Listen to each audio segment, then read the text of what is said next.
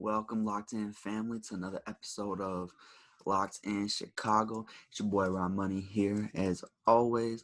So today we're going to talk about obviously the divisional round, NFL playoffs. We'll start with the Rams versus Packers. Green Bay is just phenomenal. Obviously we've seen it all season. The only loss that really stood out to me was the Tampa Bay Buccaneers, who they will be playing this week. But we'll get to that in a little bit. Rodgers had 296 yards, 2 touchdowns, but the Rams held Devontae Adams to 66 yards and a touchdown. And pregame, obviously, you haven't seen Devontae Adams telling young Rams, follow me wherever I go, this and that. But he got locked down. You know what I mean? And it's not necessarily locked down, but him being double covered or whatever opened up space for Lazard, and it let the run game get going with Aaron Jones. He had 99 yards and a touchdown. He was phenomenal. And the Packers did this against the number 1 ranked defense in the NFL. Obviously, Aaron Donald was not 100% with the rib injury, but the Packers still found a way to disrupt the number 1 defense in the NFL. Cam Akers had a good game as well. He had 90 yards and a touchdown, and his Goff really couldn't get anything going. And as we've heard lately, the rumors are that Goff and McVay relationship is not going well. So, Goff could be a backup. Goff could be on, you feel me? Goff could be getting traded somewhere.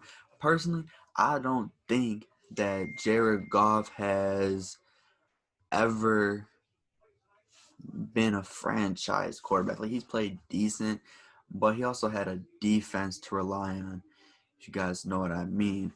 So it's kind of like an to me, but it is what it is. We'll see what goes on with that. But yeah, the Rams got dominated by the Packers. Buffalo versus Baltimore. The Ravens offense couldn't get anything going whatsoever. Justin Tucker doinked twice. And yeah, like I said, they couldn't get anything going. Lamar was basically silent. Dobbins was silent. Everybody was silent on that Ravens team. Lamar threw a pick 6 that really, just changed the tone of the game. The game was close for the most part, but with that 101-yard pick 6, that really opened things up and really solidified it as Buffalo's game. So, yeah. But Josh Allen, had a good game, 206 yards, a touchdown. Diggs had 106 yards and a touchdown as well. But, Buffalo, obviously, I think it's a team to beat in the AFC. Chiefs played a phenomenal game and all, but I think it's Buffalo. But let's talk about that. Browns and Chiefs. The Browns couldn't stop Kansas City's offense. Even with Mahomes out, we saw the defense obviously is a problem. That's what they need to focus on in the offseason.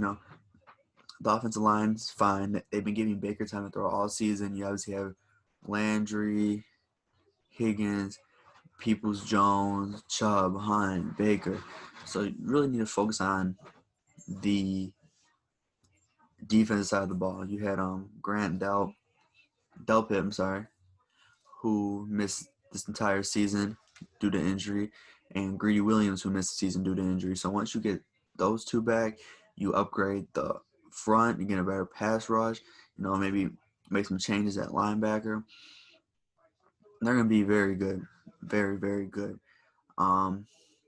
Even though Mahomes went out, Chad Henne played a great game, or I should say, played a great quarter and a half, or whatever you want to call it. But Mahomes before that concussion had 255 yards and a touchdown, and obviously, he went out with the concussion. He's currently in protocol still, but he should. I think he's gonna be a go this week. Browns made a comeback. Obviously, I'm not a fan of the rule that if you fumble in the end zone and the ball goes out of bounds, it's ruled a touchback and goes to the opposing team.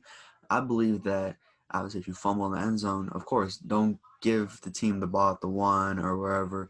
Give them the ball back, but at the 20, So that's going to be a decision that the league's going to have to make in the offseason because, obviously, not just us, but Cleveland have questions about that because I want to know what they had to say about that as well. But Baker, he had an interception once after they got a turnover, I believe, or turnover on downs. The interception hurt, obviously, but played solid overall, 204 yards and a touchdown. And then finally, Bucks versus Saints. Drew Brees possibly played his last game. He had a great career, multiple years of the Chargers, and then obviously his historic career solidified with the Saints. He had 134 yards, a touchdown, and 3 interceptions. It was pretty bad. And his last pass, if that's his last pass, was an interception. But Jameis Winston had a touchdown. They ran the same exact play the Bears ran against them the week before. But obviously, Smith actually caught the ball. The Bears fan, thinking about that, watching that play get ran, and actually having someone catch the ball, kind of hurts. But hey, hopefully, Jameis Winston is no unsafe starting quarterback next year. If Drew Brees decides to retire, I'd love to see it. But yeah, and then the Bucks defense was locking down Michael Thomas. He had 0 receptions, 0 yards, but it was announced after the game that he had, I believe, if I can recall correctly, an ankle injury and shoulder. You guys can correct me if I'm wrong on that. So, because he was trying to, get Brees another chance at the Super Bowl, wanted to get him a ring before he retired, but obviously that did not happen because the Bucks defense was just on it. They're playing phenomenal. Tom Brady had 199 yards, 2 touchdowns, and that's the recap of that. Now I just want to go to our predictions. So, Chiefs, Bills. I'm going with the Buffalo Bills, just because of the fact that we don't know 100% if Patrick Mahomes is a go, and if he is a go, how healthy is he? I don't think he's going to be 100% healthy. Even if he does play, obviously, I just don't think he's going to be 100% healthy. The Buffalo Bills, these going to need to attack, cause pressure, make him throw, make him uncomfortable. Try to pressure him, like I said, hit him, take shots.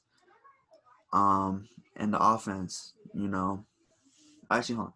Let's finish defense. The Buffalo Bills defense is going to need to find a way to tame Hill and Kelsey. So if they can find a way to do all that, they're going to be in good hands. And the Buffalo Bills offense is going to need to, obviously get Diggs involved like crazy. Find Beasley. Josh Allen's going to need to make good decisions because you cannot turn the ball over to Kansas City with Mahomes or not, because they have so much playmakers on the offensive side of the ball that they can still put points on you. We saw that with the Browns, or I'm sorry, when they played the Browns.